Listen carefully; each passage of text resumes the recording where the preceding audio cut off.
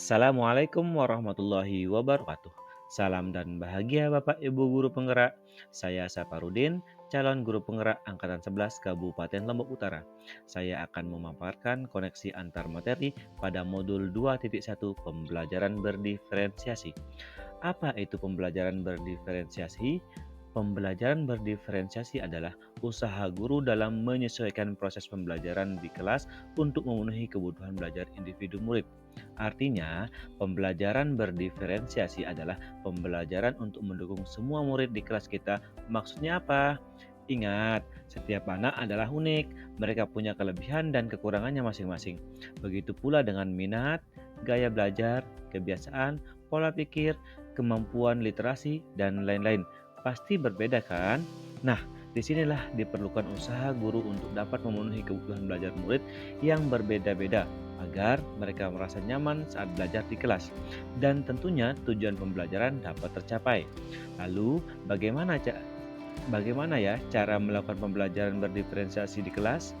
Agar dapat melakukan pembelajaran berdiferensiasi di kelas, guru harus memahami tujuan pembelajaran terlebih dahulu.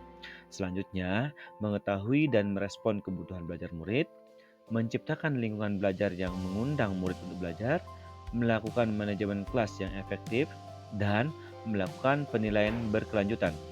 Berkaitan dengan kebutuhan belajar murid, guru harus memahami tiga aspek berikut ini. Yang pertama, kesiapan belajar murid. Kesiapan belajar murid mengharuskan guru untuk menilai pengetahuan awal dan menentukan apa yang telah murid ketahui dan di mana murid berada. Yang kedua, minat murid. Minat setiap anak pasti berbeda-beda. Minat adalah salah satu motivator penting bagi murid untuk terlibat aktif dalam proses pembelajaran. Dan yang ketiga, profil belajar murid.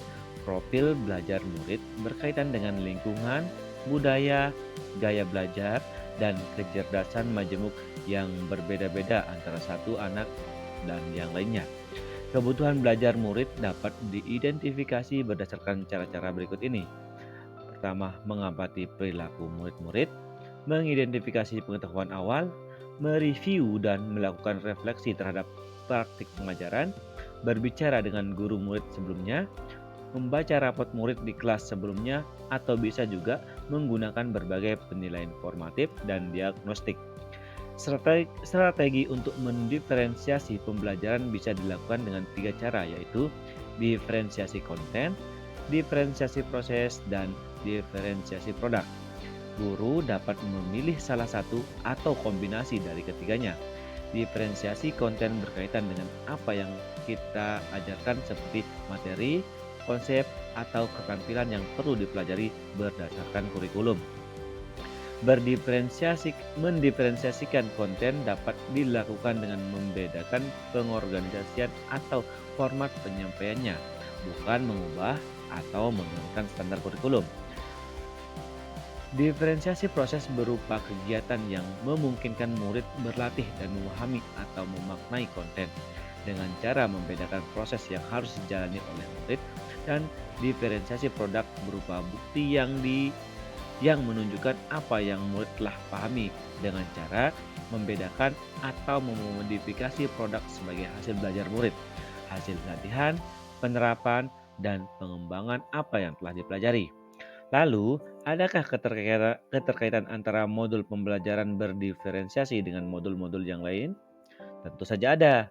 Untuk dapat melakukan pembelajaran berdiferensiasi, maka guru harus berusaha memenuhi kebutuhan belajar murid sesuai dengan kodrat alam dan kodrat zaman, berdasarkan filosofi Ki Hajar Dewantara.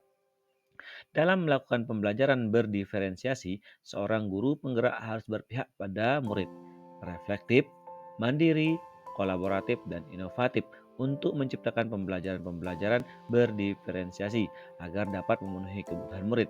Dengan demikian, seorang guru penggerak dapat mewujudkan kepemimpinan murid dengan menuntun murid merdeka belajar. Hal ini sesuai dengan nilai dan peran guru penggerak. Selanjutnya, pembelajaran berdiferensiasi dapat menjadi salah satu strategi untuk mewujudkan visi guru penggerak yang berpihak pada murid.